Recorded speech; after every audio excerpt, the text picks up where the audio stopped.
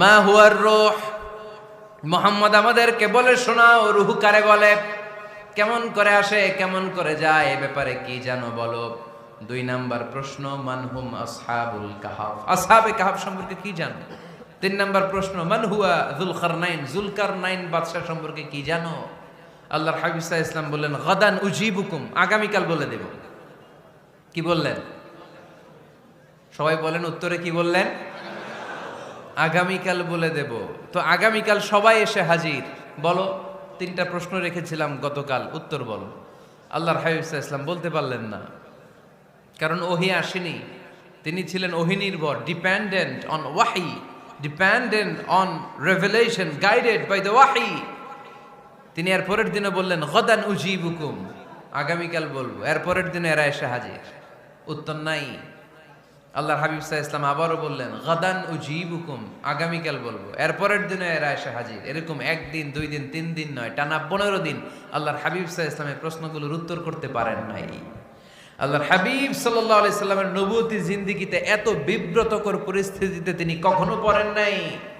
ইহুদিরা প্রতিদিন এসে হট্টগোল করে আর মক্কায় রটনা ছড়ায়, দেখো এই লোকটা যদি সত্যি নবী হতো তাহলে তো উত্তর করতে পারতো, ঠিক কি না। যেহেতু উত্তর করতে পারে না, আসলে সে আসল নবী নয়, সে ভণ্ড নবী, মিথ্যা নবী। পড়েন না আউযুবিল্লাহ। 15 দিন পর আল্লাহ আয়াত নাযিল করলেন ওয়ালা তাকুলান্না লিশাইইন ইন্নী ফাইলুন যালিকা গাদা ইল্লা আইয়াশা আল্লাহ। ও নবী, ভবিষ্যতের ব্যাপারে সামনে থেকে যখন আপনি ওয়াদা দিবেন, ওয়াদা দেওয়ার সময় ইনশাআল্লাহ শব্দটা মিলিয়ে দিবেন। সুবহানাল্লাহ পড়েন। আল্লাহর হাবিব সাল্লাল্লাহু আলাইহি সাল্লামকে শিখানোর মধ্য দিয়ে গোটা উম্মাহকে আল্লাহ শিখাই দিলেন যে ভবিষ্যতের কমিটমেন্ট যখন দিব, প্রমিস যখন দিব, প্রমিস দেওয়ার সময় কি বলবো? কি বলবো? আল্লাহর হাবিব সাল্লাল্লাহু আলাইহি সাল্লাম ইনশাআল্লাহ বলতে ভুলে গিয়েছিলেন। এজন্য 15 দিন, টানা 15 দিন ওহী আসে নাই।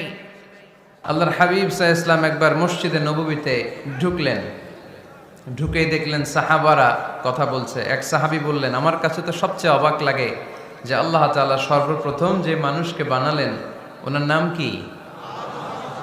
সবাই পড়েন। তুমি মাটির আদমকে প্রথম সৃষ্টি করিয়া ঘোষণা করিয়া দিলে শ্রেষ্ঠ বলিয়া, তাই তো নূরের ফেরেশতা করে আদমকে সেজদা, ঠিক কিনা?